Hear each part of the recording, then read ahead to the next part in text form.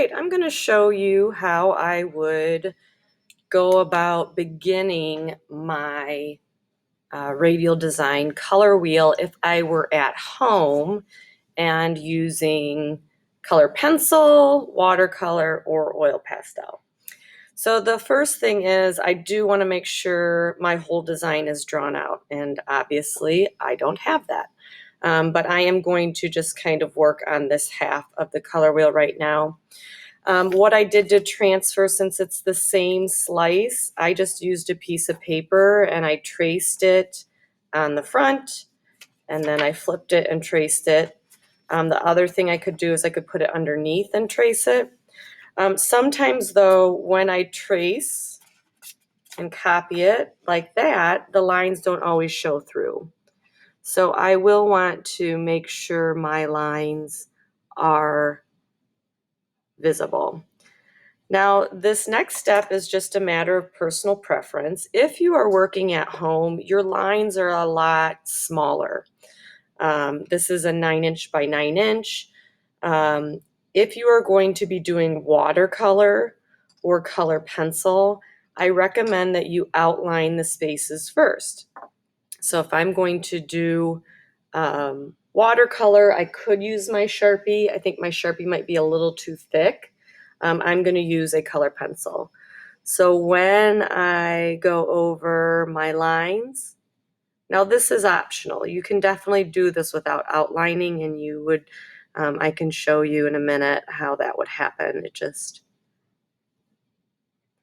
Now as I outline, I can use concepts that we've used before, such as thick to thin, line weight or line variety. Now it's also my choice whether I am outlining or going over each slice. If you are going to do that, I would go back to your ruler. Other things I could do while I am outlining, I can go back and erase any pencil lines or smudges. I would want to do this before I start applying color. So once my design is prepared, and in this case I did outline, I want to make sure I've labeled my color wheel with the color wheel hues. The hue is the color wheel name: red, red, orange, orange, yellow, yellow, violet, violet. Okay, so I am going to go ahead and do red over here, red, orange. It doesn't matter where you start.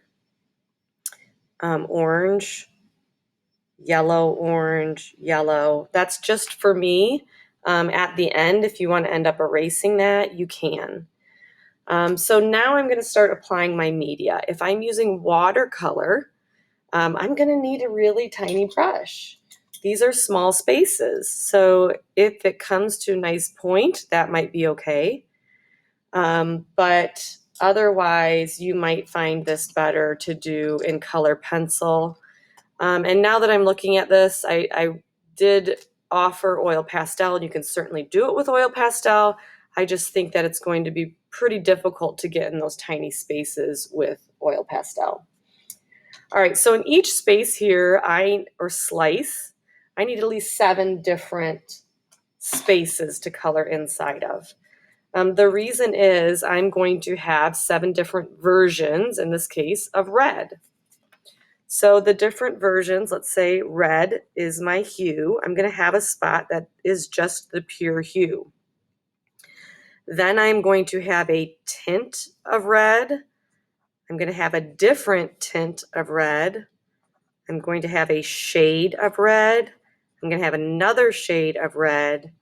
I'm going to have a tone, and I'm going to have a tone. So 1, 2, 3, 4, 5, 6, 7. So remember, a tint is adding white, and I'll show you how to do that with the color pencil. A shade is adding black, so it's a darker version, and a tone is adding gray.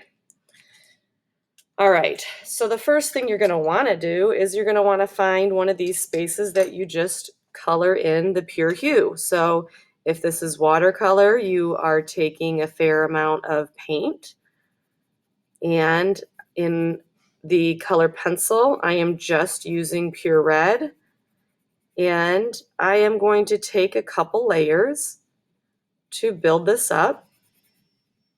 Again, using those same techniques that I've used before or learned before. There is my pure red. Looks a little bit orange on screen, but hopefully it doesn't for you. All right. So I'm going to switch to a different brand of colored pencil. So the next thing I'm going to do is I am going to make a tint of red. Well, the best thing would be if I had a white colored pencil and I could mix red and then I could mix white on top of it. And then I could mix red again and I could make a tint that way. Well, not everybody has white in their color pencil set. So if you have white, you can use it, or you can just use the method I'm going to show you.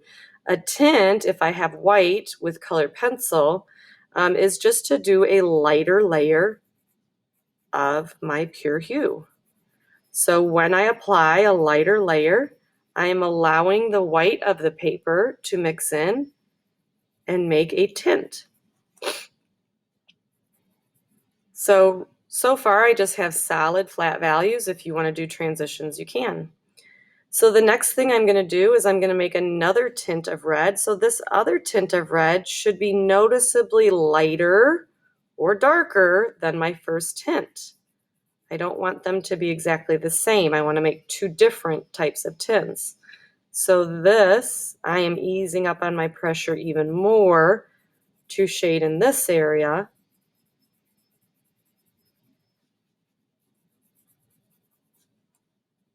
And I am making it even. I am using good craftsmanship. I'm going all the way up to my edges or my outline. All right, now I'm going to make two different shades. So a shade is that color plus black. So I'm going to start with red. I'm going to layer black, a fairly good amount of black, but I don't want it to be so much black that I can't tell that it's still red. I'm going to go back and layer more red on top. When I mix my color pencil like this, it's important to make sure the overall color is perceived as one. So this mixture looks like a dark red. All right, so I have a shade of red. I'm going to make another shade of red in another space. So that's why we have to have at least 7 different spaces. So this shade of red needs to be different than that shade of red. So I'm going to see if I can get it to be different. I would shade this whole area. All right, and tones are going to be more difficult with color pencil because we have to use the white of the paper. So basically a tone is a more transparent version of one of your shades. So that's going to look something like this. I'm going to go really lightly with my red. And then I'm going to go really, really lightly with my black. So even though it is a mixture of black and red, I have the white coming through because it's more transparent. And that's going to make my shade. But ultimately, I want you to make sure that you have 7 different versions of red by making tints, tones, and shades. You can also do transitions. That might help you with some of your tints or tones.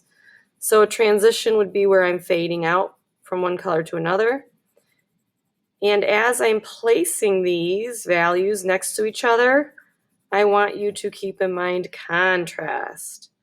So contrast is when I purposefully, this is a value, that I am placing a light value next to a dark value.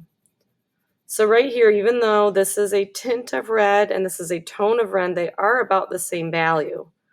So I'm going to want to put maybe a darker value in between those to make sure there's contrast on both sides. So everything in this slice is just red and black and white. I'm going all the way up to the edges. I'm trying to make contrast with touching spaces. That's it. So once I'm done with the red, I'm going to go to red-orange. Now, for those of you at home, if you have a red-orange color pencil, then use it. You don't have to mix it from just the primary colors anymore. And if you have just an orange color pencil, use it. So you're going to be mixing your orange with black and then the white of the paper, and then continue around in that manner.